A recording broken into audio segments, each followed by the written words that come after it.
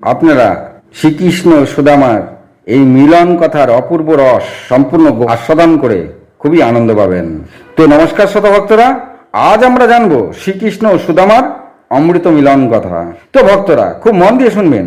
সুদামা দুয়ারপালকে আবার শুধালেন, তুমি শ্রীকৃষ্ণকে গিয়ে বলো যে তার মিত্র সুদামা এসেছে। দুয়ারপাল এবার অনেকটা বাধ্য হয়ে ভেতরে এসে শ্রীকৃষ্ণকে সুদামার চেহারার বৃত্তান্ত বললেন তিনি নাকি আপনার মিত্র আর তার নাম সুদামা। তো শ্রোতাভক্তরা খুব মন দিয়ে শুনবেন।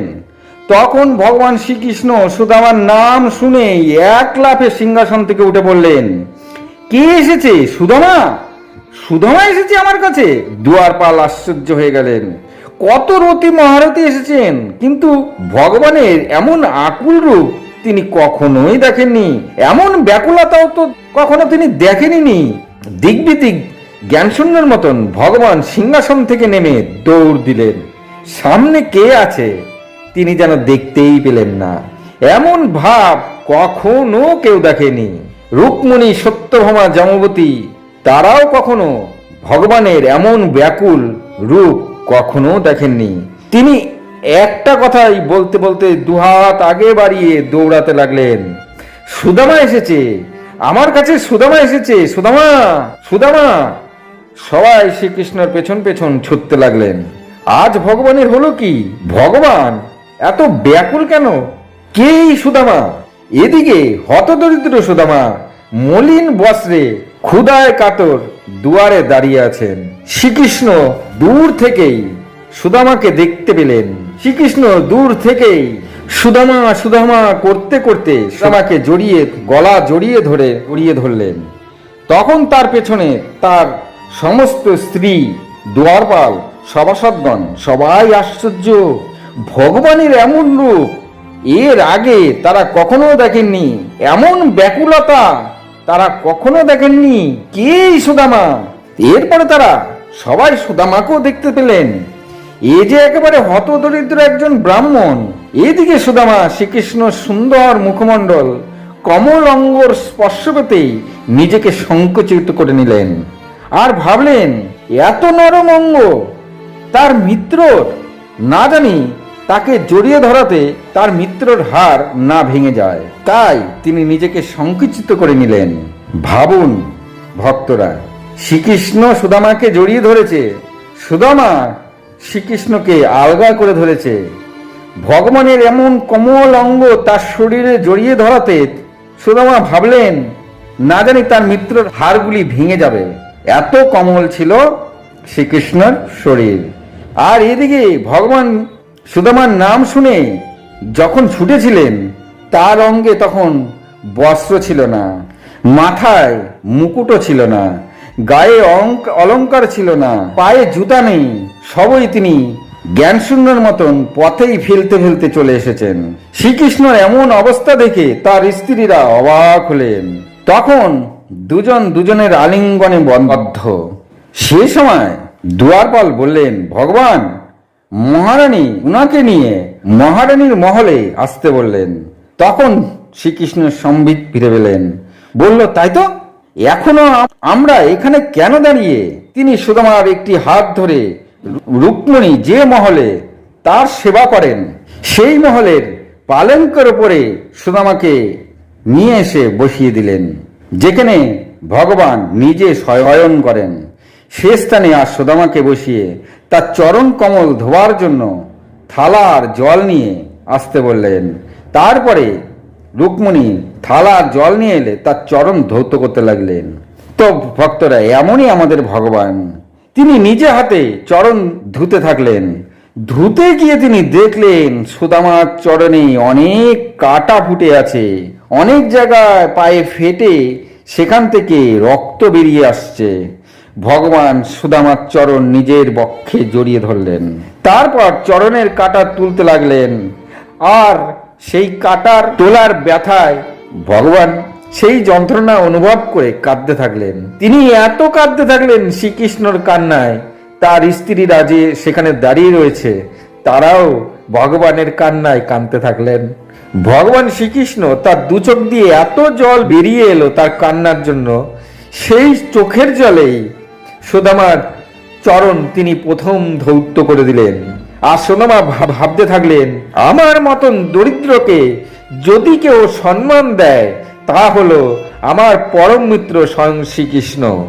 এরপরে একে একে রুক্মিণী, সত্যভামা, জামবতী, কালিন্দী সবাই একে একে জল ভর্তি কলস নিয়ে সেই চরণ দেওয়ার সুখ তারাও নিবার জন্য এসে হাজির হলেন।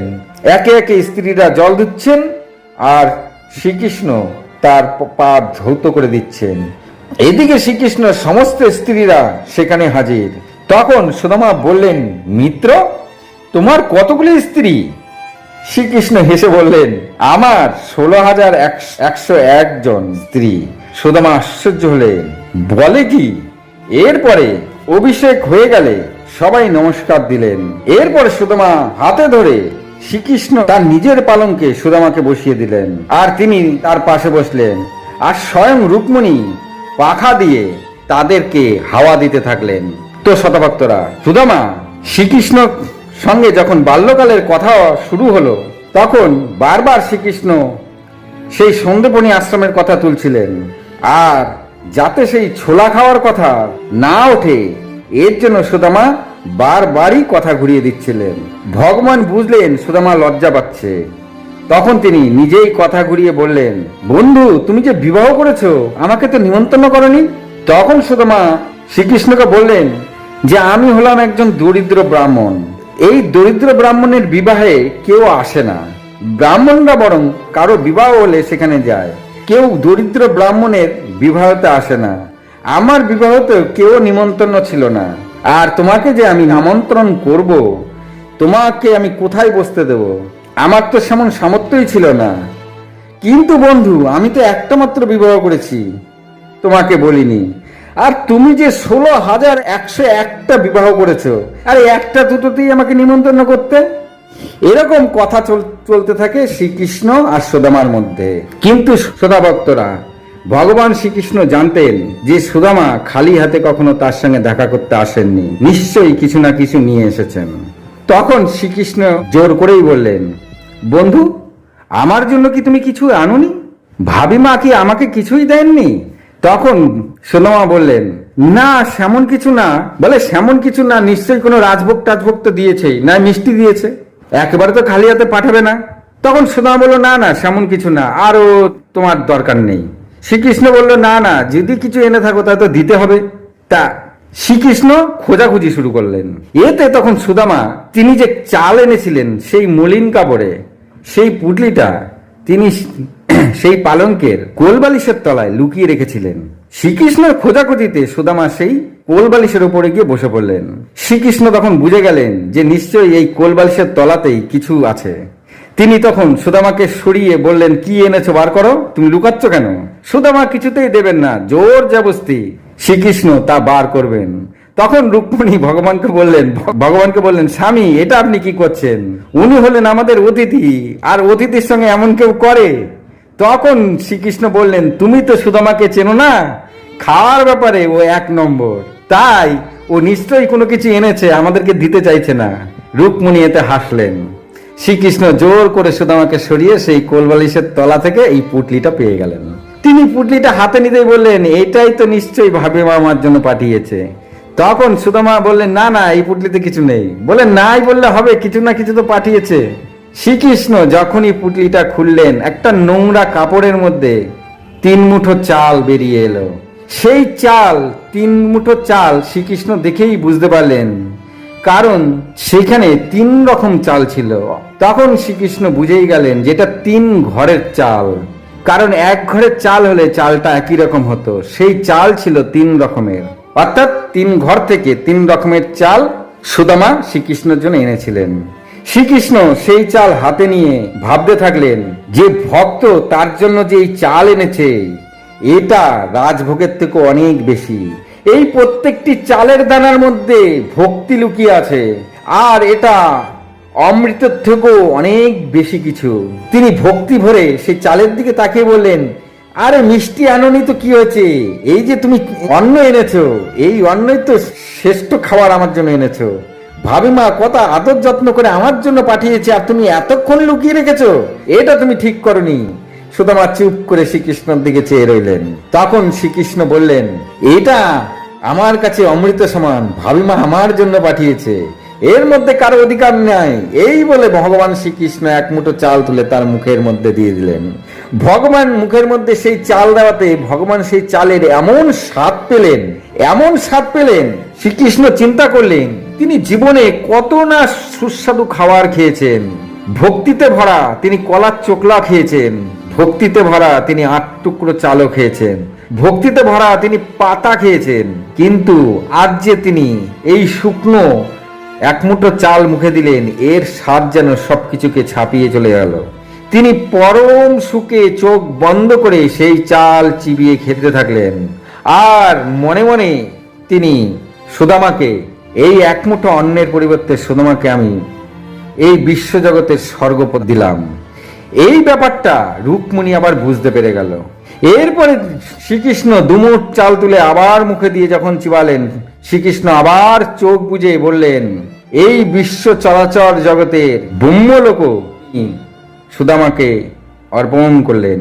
তখন রুকমণি চিন্তা করলেন, প্রভু যদি 3 মুঠ চালও তার মুখে দেন তবে তিনি বৈকুণ্ঠ দিয়ে দেবেন, আর যদি ভগবান বৈকুণ্ঠ দিয়ে দেন তাহলে ভগবান হবেন স্বয়ং ভিখারি, আর সুদামা হবেন স্বয়ং ভগবান।